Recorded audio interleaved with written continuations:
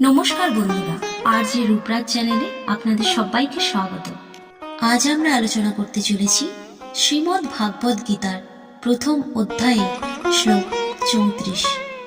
চলুন আগে শ্লোকটি শুনে নিই। মাতুলা শ্বশুরাঃ পুত্রাঃ শৈলাঃ সমন্ধিনোস্তথা এতান্ন হন্তুমিচ্ছামি ঘ্নতোপি মধুসূদন। অনুবাদ: আমাদের মধ্যে রয়েছেন আচার্য, পিতা, পুত্র, পিতামহ, মামা, শ্বশুর, পৌত্র, শ্যালক এবং অন্যান্য আত্মীয়গণ। এনারা আমাকে বধ করার ইচ্ছা করলেও আমি এদের বধ করার ইচ্ছে প্রকাশ করি না। শ্লোকটির তাৎপর্য: এই শ্লোকে অর্জুন নিজের দৃষ্টিতে তার সামনে দাঁড়ানো যোদ্ধাদের একটি বিশদ বর্ণনা দেন। তিনি অনুভব করেন যে যুদ্ধক্ষেত্রে দাঁড়িয়ে থাকা এই যোদ্ধারা কেবল শত্রু নয়, বরং তার জীবনের বিভিন্ন পর্যায়ে সম্পর্কিত এবং অত্যন্ত প্রিয়জন। এই শ্লোক থেকে বোঝা যায় যে অর্জুন যুদ্ধক্ষেত্রে পরিবার, গুরু এবং আত্মীয়দের বিরুদ্ধে যুদ্ধ করতে বাধ্য হওয়ার কারণে অত্যন্ত বেদনার্ত।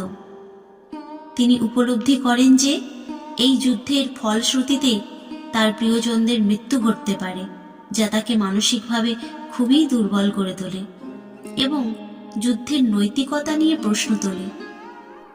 এই শ্লোকটি থেকে আমরা যে শিক্ষা পাই সেগুলি হল: সম্পর্কের মূল্যায়ন। এই শ্লোকটি সম্পর্কের গুরুত্বকে বোঝায়। ব্যক্তিগত সাফল্যের জন্য সম্পর্ককে অবহেলা করা কখনো কখনো অমূল্য ক্ষতি বয়ে আনতে পারে। সহানুভূতি ও নৈতিক দায়িত্ব। এই শ্লোক অর্জুনের মাধ্যমে আমাদের শেখায় যে প্রতিটি সম্পর্কের সাথে কিছু দায়িত্ব থাকে। যুদ্ধে অংশগ্রহণ করতে গিয়ে এই আত্মীয়দের প্রতি নৈতিক দায়িত্ব পালনের মানসিক দ্বন্দ্ব তাকে অসহায় করে তোলে। আন্তরিক সংযোগের শক্তি। পারিবারিক এবং সামাজিক সংযোগের একটি গভীর প্রভাব রয়েছে।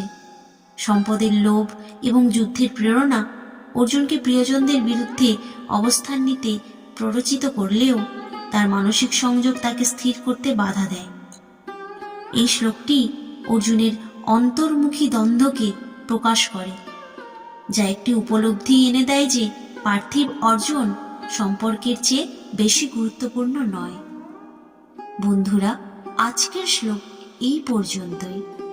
পরবর্তী শ্লোক ও তার তাৎপর্য শোনার জন্য আপনারা আমাদের চ্যানেলটি সাবস্ক্রাইব করে পাশে থাকা বেল আইকনটি প্রেস করুন, যাতে আমাদের ভিডিও আপলোড হওয়ার সঙ্গে সঙ্গে আপনাদের কাছে নোটিফিকেশন চলে যায়। আর আমাদের ভিডিওটি যদি আপনাদের ভালো লেগে থাকে তাহলে ভিডিওটিকে লাইক করে শেয়ার করে দেবেন। আপনাদের সাপোর্ট আমাদের অনুপ্রাণিত করবে। রাধে রাধে।